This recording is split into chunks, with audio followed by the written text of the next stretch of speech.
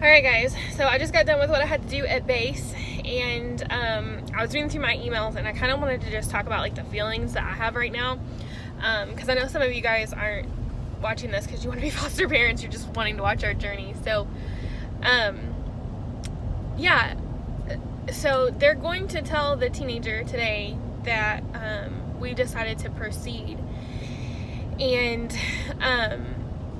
for me that's really hard because I so desperately would want to be there for her and want her to know that we love her and we care about her and that everything's gonna be okay, because naturally you want to protect your children, you want to support them so that they know that it's gonna be all right. But ultimately, right now, that's not my role. And it's also really hard because there are a lot of other adults that are influencing her positively. I'm not saying that any of them are doing anything negative. It's just they're not me and they're not my husband. So it makes it's hard for me because I don't know her. I don't know, how things are going to be presented to her. There's just a lot of things that I don't know, and there's a lot of things that I can't do, which, to me, the minute that we decided we were gonna even inquire about her, she was my kid.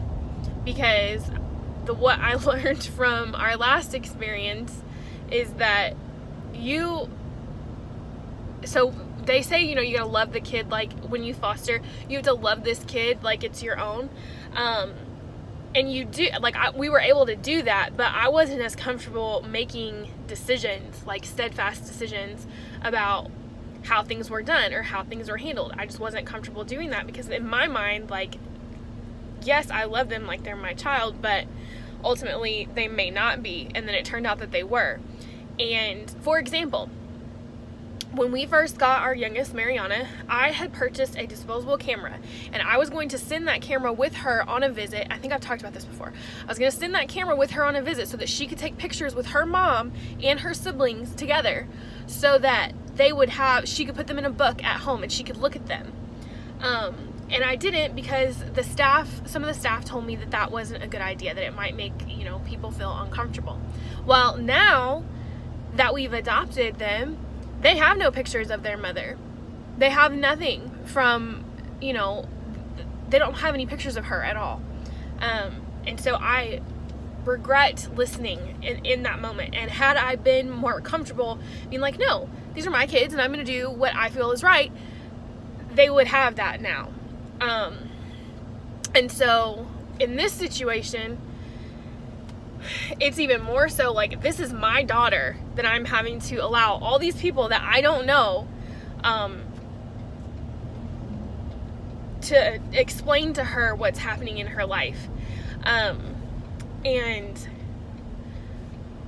it's just really hard for me because it's that's my kid, and the other thing that's going to be hard with transition is she's transitioning from the current placement that she's in into our house, and so she has two women in her life that may parent very differently, but for her, and this is the unfortunate thing, for her, the majority of her life it's been that way. There's been multiple people, and I don't know if you ever have worked for a company where you had multiple people that could tell you what to do.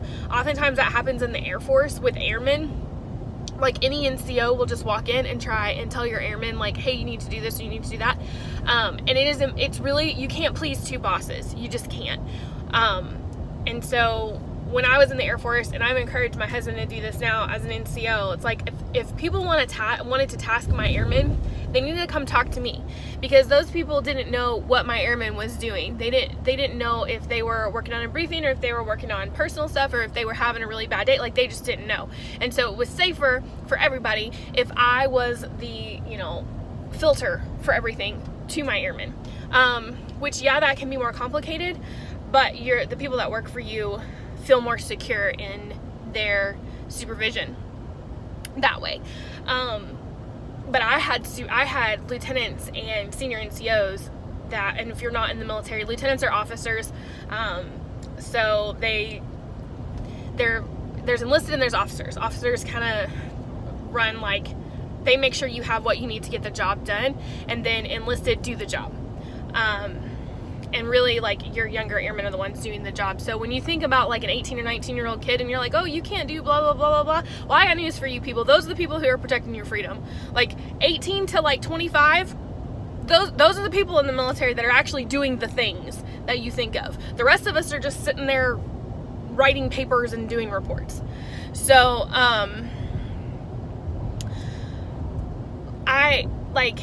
but anyway, back to the point at hand. With her, now she has two moms and two dads, basically, and then she's also had all these other staff that have been in her life, and so trying to follow everyone's rules is difficult, one, and two, it makes it very easy for her to manipulate things, because there are two sets of people involved. And if we're not in constant communication and she decides that she wants, and I'm not saying she'll do this, I don't know. I know that our oldest, when we were doing transition, Thea did that with us and the other family that she was with. The difference was I was smart enough to know what she was doing, and John was smart enough to know what she was doing, and so we told our agency about it because the other family was not smart enough to know what she was doing. Because they're kids and they want to get their way. Everybody does, and so it's for her, it's going to be like a challenge because she's put in two different households with two different sets of it. It's just awful. And it's not, well, I mean, I had assumed that divorced children of divorce are probably the same way. My parents are divorced, but they didn't divorce until I was 25. So I don't, I didn't have to deal with this as a child. So there's all these dynamics that go into it, but the hard part is, like, we love this child so much, and I equate it to like pregnancy. Like, this child is coming and you love it so much and you would do anything for it. The difference is my child is walking around, living, breathing, and every day is another day of her childhood that's going away that we're not a part of. And so that's how it's different, is like there's so many more people. Like, when you're pregnant, you and your spouse are really the ones that contribute to the environment of your child. With ours, there's so many adults that are in her life that have impacted her, and there's nothing I can do about it. There's no button I can push, no words of comfort, even telling her that I love her. Plenty of people have told this kid that they love them, and then it's come to nothing. They've bailed. So, it's like in a dating relationship when one person says they love you like way too soon, and it's like, oh, so you don't want to put that on her either. It's just, these are the things that are difficult about trying to adopt a teenager. And even in foster care, when you're dealing with going from biological parents back. So that's a whole nother thing, because you have biological parents who can or cannot be positive influences, or maybe saying negative things about you or making the child uncomfortable. At least in this situation, like, all of these people are, I have faith in most of them to be as open and honest with her as possible, and also, be honest about us and how things are gonna go. So yeah, if you have parented a teenager, you know what we're about to enter into. Fun fact also, and I think I've talked about this on my channel before, but usually the satisfaction in your marriage declines quite a bit when your children hit adolescence.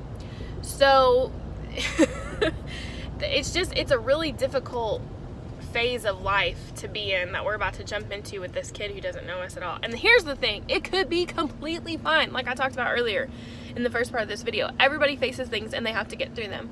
And honestly, when she realizes that, like, this is the end and she's gonna be in one place and nobody's going to take her out of our family or things like that,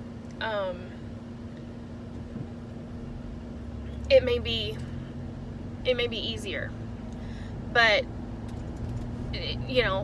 we just don't know what's gonna happen. And I've been fighting tears all morning because I know that they're gonna tell her this, and I have no idea how it's gonna make her feel. And I wish that there was something I could do about it, but there's not. So yeah. Well, now that rant is over, I'm gonna go home and pack bags for our kids because we are going to Disney, and we planned this trip before we knew about our new one, and obviously we can't just like take her with us 2 days after we say we're gonna let her live with us. So yeah, so you're gonna see some videos of us at Disney, and she will not be with us because we're going like next week, and we just found out, like she's just finding out about us today. So yeah. But if you are new, please feel free to subscribe. I would love to have you. And if you like this video and you found it informational, give it a thumbs up. Or if you know somebody that might find value from this, go ahead and share it for me. That would be amazing. And I will talk to you guys later.